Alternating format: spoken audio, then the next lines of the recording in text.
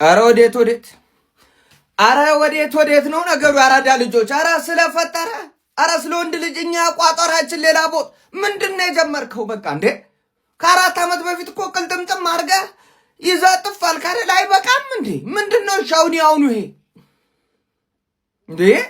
አረ ሜዳ ውስጥ ገና ታዳጊዎች አሉ፣ ብትወልድ የምታደርሳቸው ሰዎች እኮ አሉ ሜዳ ውስጥ። ምን አይነት ፐርፎርማንስ ነው ያራዳ ልጅ? ገና በመጀመሪያው አትሪክ እኔ ወርልድ ካፕ ላይ አልተኛም። ማካሊስተር ለካ አውቆ ነው ቀድሞ የተናገረው ያራዳ ልጅ።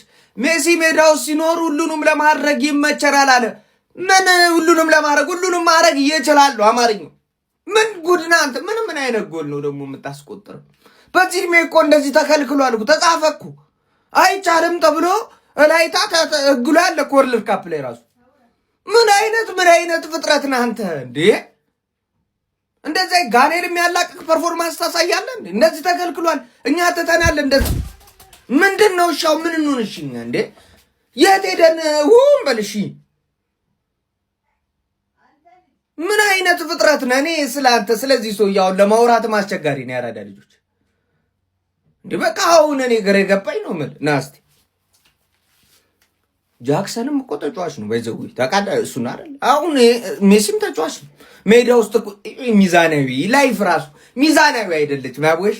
በክርስቲያኖ ሮናልዶ የተያዘውን ሪካርድ ሊዮኔል ሜሲ ወስዶታል። በዓለም ዋንጫ ላይ ሃትሪክ የሰራ በእድሜ ትልቁ ተጫዋች ሮናልዶ ነበረ በ33 ዓመቱ። ሊዮኔል አንድሬስ ሜሲ እንግዲህ ከሱ ከፍ በማለት በ38 ዓመቱ ሃትሪክ የሰራ በእድሜ ትልቁ ተጫዋች ሆኗል። ብቻ አይደለም በዓለም ዋንጫ ታሪክ ከፍተኛው ጎል አስቆጣሪ ሊዮኔል ሜሲ ሆኗል። በእድሜ ትንሹ ለሀገሩ ግብ ያስቆጠረ እንዲሁም ደግሞ በእድሜው ትልቁ ለሀገሩ ግብ ያስቆጠረው ተጫዋች ሊዮኔል አንድሬስ ሜሲ ሆኗል። መቼም የማታሳፍረን ሁልጊዜም ቢሆን እግር ኳስ ባንተ ስር እንዳለች የምታሳየን ንጉሰ ነገስት ዘእግር ኳስ ሊዮኔል አንድሬስ ሜሲ ኩቺቲኒ። ቃል የለኝም እናቴ ትሙት። እንዲህ አይነት ሌሊት አሜሪካ 10 ሰዓት አይደለም ማለት ነው ቀትር ሴጣን ልጁን በሚቀምልበት ሰዓት 8 ሰዓት 9 ሰዓት አያዋለሁ። ምክንያቱም የሚያሳፍረኝ ንጉስ አይደለም ያለኝ አባቴ እንቅልፌ ጠፋ። ለማንኛውም የሚገርም የመክፈቻ ጨዋታ አድርጓል ሊዮኔል ሜሲ። አርጀንቲናንስ ኮንግራ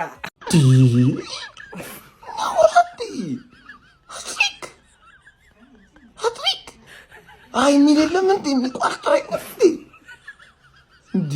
ምን አይነት ጎል ነው ደግሞ የሚገባው? ምን አይነት ሰው ነው አጥልሽ ምትባል አንተ? ሰው ያረቶ ተፋተኛ እንደው በፈጠረ ምን አይነት ምርኩ ሰው ነው ግን? በምንድን ነው የሚቆመው? አረቁት አሁን ማጥቀመሰት እኮ በቃ ቺና ለማዋጣት ጣፈጠችው እኮ በቃ ጣመችው እኮ በቃ ድገመኝ ነው ካሁን እኮ በቃ ጣመኝ ድገመኝ ነው። በፈጣሪ ስም እንዴ በጎሉ ልደበባ ተፋታኛ አንተ ሰውዬ በእናትህ። ምን አይነት እድለኛ ሰዎች ነን! ምን አይነት እድለኛ ሰዎች ነን! በሜሲ ዘመን ተፈጥረን ሜሲን አይተን እግዚአብሔር ሜሲ ላይ የሰራውን ጥበብ ተመልክተን ትለያለ ሊዮዬ። እኔ ይሄን በማየቴ በጣም እግዚአብሔር አመሰግናለሁ። እግዚአብሔር ይመስገን። ሊዮን የፈጠርከ አምላክ፣ ሊዮን ያሳየኝ አምላክ፣ በሱ ዘመን የፈጠርከን አምላክ እግዚአብሔር ይመስገን። በእውነት እኔ ቃላት የለኝም። እግዚአብሔር ሆይ ሊዮን በማየቴ ሊዮን በመመልከቴ ግብ አናውጣው። ይሄ ነው ሊዮ። ዝም በል 3 ጎል በዚህ እድሜው አድሪክ በዚህ እድሜው ስንት ሪከርድ እንደተጋራ ታውቃለህ? ዛሬ ኦል ታይም ብዙ ጎል ተጋርቷል ዛሬ ከቦክስ ውጪ። እኔ ቃላት የለኝም። አያምሱ በጣም እናንተ ይህ ሰውዬ ምንድነው የሰራው ነው የምልህ አባቴ። ወይኔ ጉዴ! እዛው ሶፋ ላይ ነው እያየሁኝ፣ እዛው ሶፋ ላይ ነው ደሽ ያልኩት። እንደተነሳው መጥቼ ነገር ነው ገበልና ዘዝማ ትላንት ማታ የፈረንሳይን ጨዋታ አይቼ ዓለም ዋንጫ የምትበላው ቡድን ተገኝታለች ብያለሁ። በቃ የዋንጫው ቦታ ራኒት ባክ ኤምባፔ ጋር ደወለትና 39 ዓመት ሜሲ 22ቱን ራኒት ባክ ቀድማችሁ እንዳታገናኟቸው ብቻ በቃ እነዚህ ሁለት ቡድኖች ማለት የዋንጫ ምናየው ፈረንሳይ ከአርጀንቲና አገን በቃ ምን አይነት ጎሎች ነው ሰው ወርልድ ካፕ ላይ ሃትሪክ ሰውየው በቃ አሁን የባርሳ ያለውን ኤነርጂ ለአርጀንቲና ይዞት የመጣው ነው የምልህ። ገባ አይደለ? 39 ዓመቱ ነው። በ39 ዓመቱ ከፕራይም ኤምባፔ ወርልድ ካፕ ኤምባፔ ጋር ነው የተፎካከረና እየበለጠ ያለው። ገባ? ሃቨርትዝ 2 አገባ፣ ዋው አለ። ኤምባፔ 2 አገባ፣ ዋው አለ። ከዛ ሃላንድ በጣና 2 አገባ። ከዛ ሜሲ 39 ዓመቱ ሆኖ 3 ማለት በመጀመሪያ ጨዋታ እንነጋገር እያላቸው ነው። እንነጋገር እስቲ እናንተ ፈላዎች። ወይ ጉዴ! የመጀመሪያው ጎል፣ ሶስተኛው ጎል፣ ኢቭን ሁለተኛው ጎል ራሱ ማን ነው ፎክስ ኢን ዘ ቦክስ በቃ አይደል? ኳስ ይተፋል በዛ በኩል በቃ አለቀ። ዳም ምን አይነት ቡድን ነው በእናትህ አርጀንቲና። ይኸውልህ በ39 ዓመቱ ቤስት ተጫዋቻቸው ነው። ቤስት ተጫዋቻቸው ብቻ ሳይሆን ከቤስት አሁን ሮድሪጎ ደ ፖል የሚባለው ተጫዋች እኮ አስፈልገው አይደለም የሜሲ ቦዲጋር ብቻ ነው። ገባህ? ሜሲ የሆነ ነገር ካረከው ዋትስአፕ ለማለት ብቻ ነው ያስገቡት እንጂ ሜዳ ላይ ያስፈልጓቸው አይደለም። ገባህ? በ10 ተጫዋች ምናምን የሚጮቱት ሜሲ እንዳለ ከቨር ስለሚያደርጉ ሳይሮጥ አረ ወይ ታያ።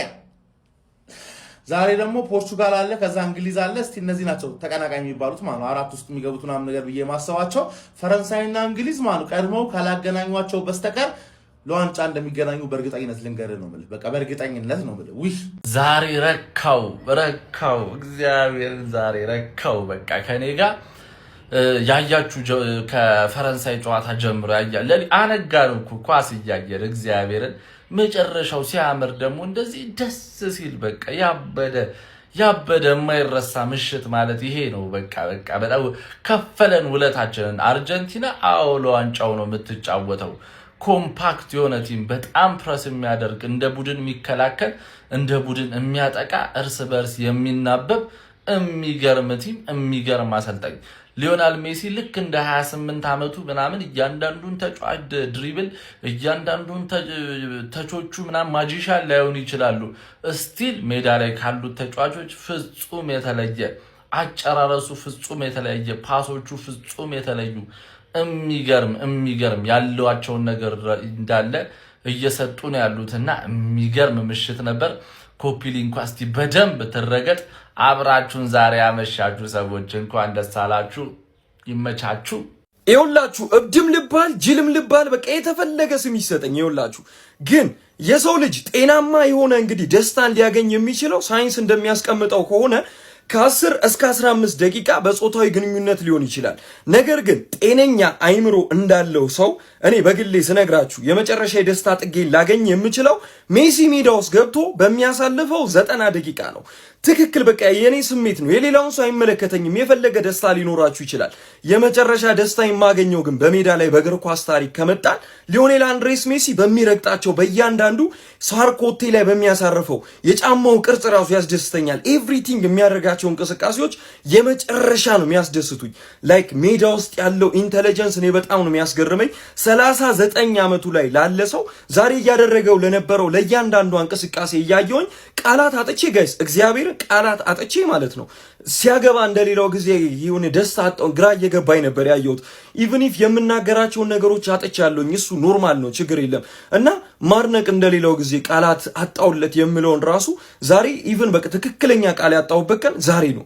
እንዴት ሰው በ39 ዓመቱ በእንደዚህ አይነት ጥራት ወርልድ ካፕ ላይ በነገራችን ላይ በአንድ ጨዋታ በዛሬው ብቻ እስካሁን እንዳየሁት መረጃ መሰረት 4 ሬከርዶችን እንግዲህ የሚሮስላቭ ክሎዝን ተጋርቷል። ከዛ በኋላ ደግሞ ኦልሞስት ከቦክስ ውጪ 6 ጎሎችን አስቆጥሯል። በወርልድ ካፕ ታሪክ 5 ነበረ። አስቡት እንግዲህ በእድሜ አንጋፋው በወርልድ ካፕ ታሪክ ሃትሪክ የሰራ ተጫዋች ሆኗል።